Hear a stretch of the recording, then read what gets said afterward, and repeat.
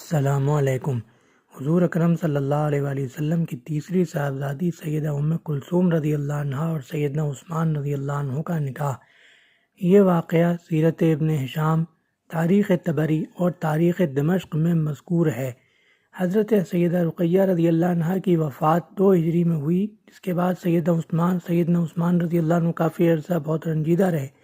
اسی دوران میں حضرت حفصہ رضی اللہ عنہ بیوہ ہوئی تو حضرت عمر رضی اللہ عنہ نے ان سے پیشکش فرمائی حضرت عثمان رضی اللہ عنہ سے کہ میں آپ کا نکاح حفصہ سے کر دوں، لیکن رنجیدگی اور غم کی وجہ سے سیدنا عثمان رضی اللہ عنہ نے جواب نہیں دیا، جس پر حضور اکرم صلی اللہ علیہ وآلہ وسلم نے فرمایا میں آپ کو عثمان سے بہتر شخص بتاتا ہوں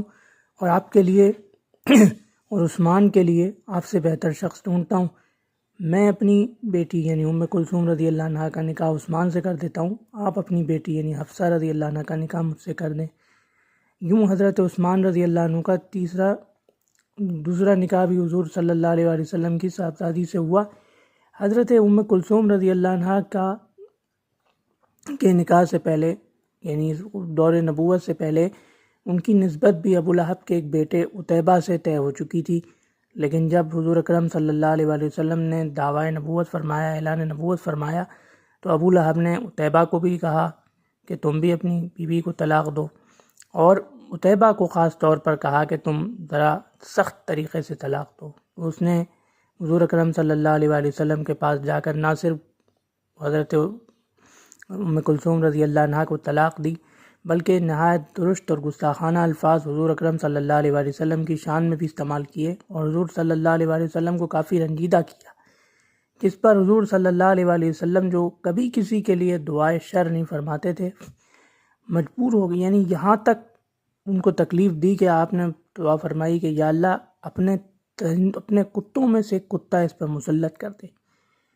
تو یعنی اپنے سخت ترین عذاب سے اسے دوچار کر۔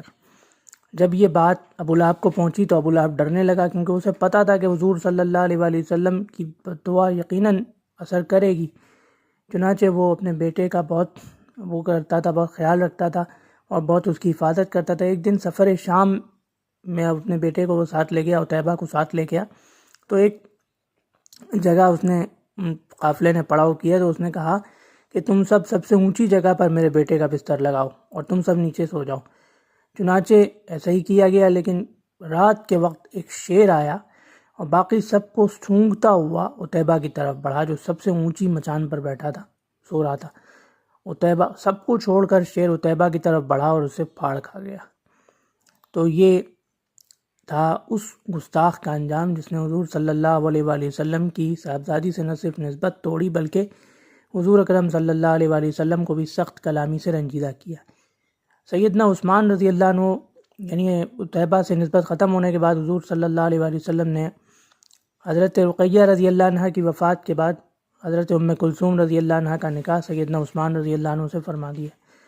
سیدنا عثمان رضی اللہ عنہ اور سیدہ ام کلثوم رضی اللہ عنہ کی